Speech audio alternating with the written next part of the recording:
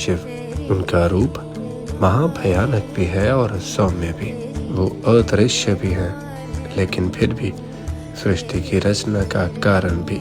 वो कीट पतंगों के भी हैं और भूत प्रेतों के भी। वो पशुओं के भी है और मनुष्यों के भी। 29वां अध्याय कृष्ण दर्शन अवतार। नंदीश्वर बोले, हे संत कुमार, अब राजा नमक का ज्ञानदायक और कृष्ण दर्शन नामक शंकर जी का परम अवतार सुनो। इक्ष्वाकु वंश में श्राद्ध देव की 9वीं पीढ़ी में राजा नमक का जन्म हुआ था, जिसके पुत्र नाभाग और उसके विष्णु भक्त अम्बरीश हुए थे। अब उन्हीं अम्बरीश के पिता में नमक का चरित्र सुनो, जिसे स्वयं शंकर जी ने ज्ञान दिया था। जब नमक बहुत दिनों के लिए गुरुकुल में विद्या पढ़ने चले गए तो उनके इक्ष्वाकु आदि भाइयों ने राज्य का विभाजन करवा अपना भाग तो ले ही लिया, किंतु उन्होंने नमक का भी भाग हड़प कर लिया। जब ब्रह्मचारी नमक सब वेद वेदांग पढ़कर गुरुकुल से लौटे तो अपना भाग मांगने लगे। भाइयों ने कहा, विभाग करते समय तो हमें तुम्हारा ध्यान ही नहीं रहा, और अब जो कुछ है पिता के पास ही है, उसी में से तुम अपना भाग ले लो। नमक पिता के पास गए और सब समाचार कहा।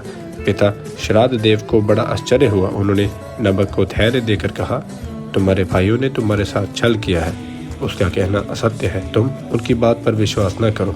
तुम्हारी उन्होंने बड़ी हानि की है, परंतु अब मैं तुम्हें एक उपाय बतलाता हूँ, जिसके करने से तुम्हारा दुख दूर हो जाएगा। आज बुद्धिमान अंगिरस ब्राह्मण यज्ञ करते हैं, जिसमें प्रत्येक छठे दिन उन्हें मोक्ष प्राप्त हो जाता है और इसी प्रकार उनका यज्ञ पूर्ण नहीं हो पाता।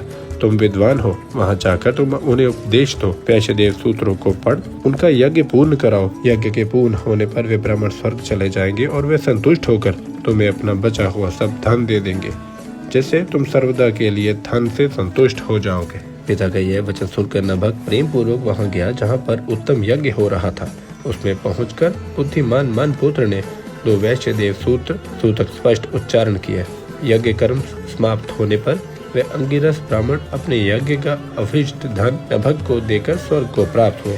परंतु उसी समय शिव जी कृष्ण दर्शन रूप में प्रकट होकर बोले, हे नभक, यज्ञ का अभिष्ट धन तो मेरा है, इसे तू कैसे ग्रहण करता है? तुझे किसने भेजा? यह सब मुझे सत्य सत्य कहना। नभक ने उत्तर दिया, इस धन को ऋषियों ने मुझे दिया है, ये मेरा धन है। आप कौन है जो मुझे रोक रहे हैं? तब नभक का कहा हुआ यह सत्य वचन सुनकर परमात्मा कृष्ण दर्शन ने कहा, हम दोनों के वाद विवाद में आपके पिता ही प्रमाण है। जाओ उनसे पूछो, वे जैसा कहेंगे वैसा मान लेंगे।